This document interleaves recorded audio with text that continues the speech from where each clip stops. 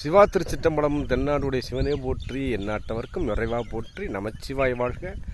மேன்பர்கள் அனைவருக்கும் பணிவான வணக்கம். நமது சிவமேதவம் வலையொலி அலைவரிசையில் இப்பொழுது நாம் பார்க்க இருக்கின்ற பொருள், அதாவது ஒவ்வொரு காணொளியுமே ஒரு பொருள் சம்பந்தப்பட்ட காணொளி. பசி பல வகை. நமச்சிவாய் வாழ்க. அது என்ன பசி பல வகை? வித்தியாசமான தலைப்பாக இருக்குன்னு பார்க்குறீங்களா? நமச்சிவாய் வாழ்க.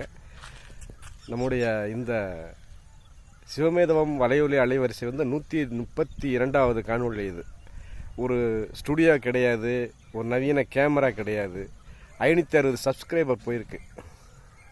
அதாவது யாம்பற்ற இன்பம் பெருகிய வையகமே.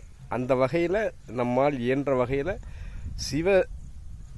சிவத்தினுடைய மகிமை, சைவத்தினுடைய மகிமை இவற்றை உலகிற்கு பறைசாற்ற வேண்டும். இதுதான் சரிங்களா? கற்றது கையளவு, கல்லாதது உலகளவு. சிவ அந்த வகையில் இன்றைக்கி நாம் பார்க்க போகிறது நம்மால் இயன்ற வகையில் நமக்கு மற்றவர்களுக்கு உதவி. பணம் பொருள் இருந்தால் பொருள் உதவி, பண உதவி இல்லையா, நம்மால் என்ன இயலுமோ இந்த ஞானதானம் என்ற வகையில் மற்றவர்களுக்கு நாம் கூறுகின்ற வார்த்தைகள் ஒரு ஆறுதலாக அமைந்தால் மிக்க சிறப்பு. சிவசிவ அந்த வகையில் ஒருத்தருக்கு ஒரு குறை, எல்லாருக்குமே ஒரு குறை இருக்கும். அந்த குறை நிவர்த்தி ஆகணும். அப்போது நிவர்த்தி ஆகணும் போகும்போது அந்த குறையை மனம் சங்கடப்பட்டு இதனை ஒரு ஒரு தயக்கத்தோடு வெளியில் சொல்லாமல் இருப்பாங்க. அப்போது அவங்களுக்கு அந்த குறையை எப்படி நிவர்த்தி பண்ணுறது? அப்போது ஈடுபாட்டின் காரணமாக, சிவத்தின் மீது இருக்கின்ற பற்றுதல் காரணமாக அவங்களுக்கு இருக்கின்ற குறையை நாம் நிவர்த்தி செய்யலாம். அந்த குறையை நாம் நிவர்த்தி செய்யலாம் சிவனுடைய பேரொருளால். அப்படிங்கிற வகையில் நம்ம அதை போய் அதில் உள் ஆராய்ந்து அதற்கான வழிவகையில் ஈடுபடும் பொழுது ஒரு சிலர் சொல்கிறாங்க, அவங்களே சொல்கிறதுக்கு தயங்குறாங்களே, நீங்கள் ஏன் மேலும் மேலும் கேட்டு அவங்கள மனதை வேதனைப்பட வைக்கிறீங்க அப்படின்னு சொல்கிறாங்க. இதை நம்ம வாழ்க்கையில் பார்த்துருப்போம் சரிங்களா? ஆனால் உள்ளார்ந்த அன்பு, ஏன்னா அதாவது இது இப்படி இருக்குது, இதை இப்படி செஞ்சால் ஈசனால் இப்படி நல்லா வரலாம் அப்படிங்கிறது ஈசன் அளித்த கூர்த்தமை ஞானத்தாலே கூட வர்றது தானே சரிங்களா? ஆகையினால் நமச்சிவாய வாழ்க. அந்த வகையில் தான் இதை பசி பல வகை அப்படின்னு குறிப்பிட்றோம்.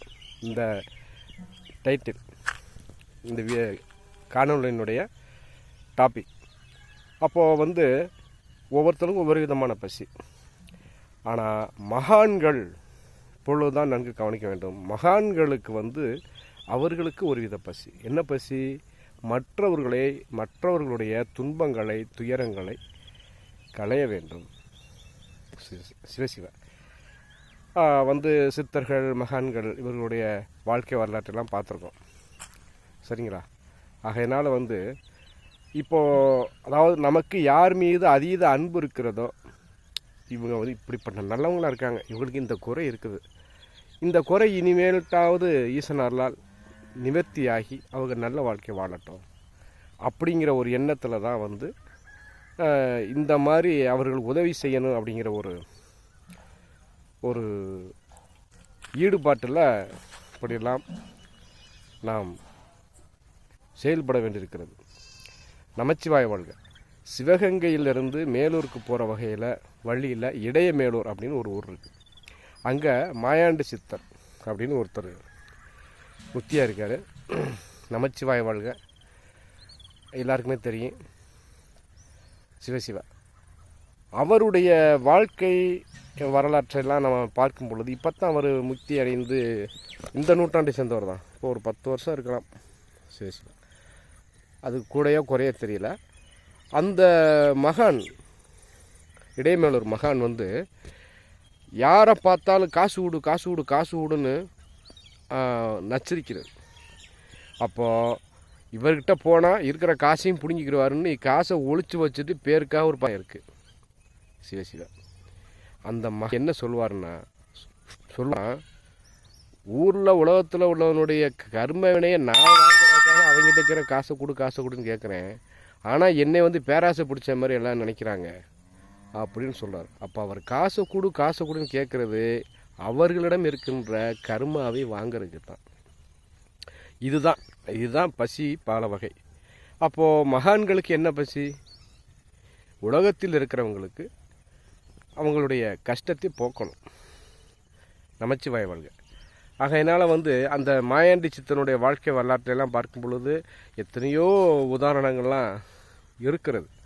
சரிங்களா? ஒருத்தருக்கெல்லாம் வேலை வாங்கி தரணும்னு சென்னைக்கு போய் இவர் எதுக்கு நம்மளை தேடி வந்தார்? இவர் யாருக்கு வேலை வாங்கி தரணும்னு சென்னைக்கு போனாரோ இவர் எதுக்கு நம்மளை தேடி வந்தார் அப்படின்னு அதன் பிறகு அந்த வேலை கிடைத்த பிறகு அந்த வேலைக்காக இந்த மாயாண்டி சித்தர் எந்த அளவிற்கெல்லாம் கஷ்டப்பட்டுருக்காரு அப்படி யாரெல்லாம் பார்த்தாருங்கிறது அந்த வேலை கிடைத்ததுக்கு பிறகுட்டு இந்த மாயாண்டி சித்தரை நல்லபடியாக ஊருக்கு அனுப்பி வச்ச பிறகுட்டு தான் அந்த வேலை யாருக்கு கிடைத்ததோ அந்த அன்பரை உணர்ந்திருக்கிறார். ஆகையினால் வந்து எல்லோரும் இன்புற்றிற்கு நினைப்பதவே இல்லாமல் வேறொன்றும் அறியேன் பரபரமே. யாம்பற்ற இன்பம் பெருக இவையகமே. இன்பமே சூழ்க எல்லோருக்கும். எல்லா உயிர்களும்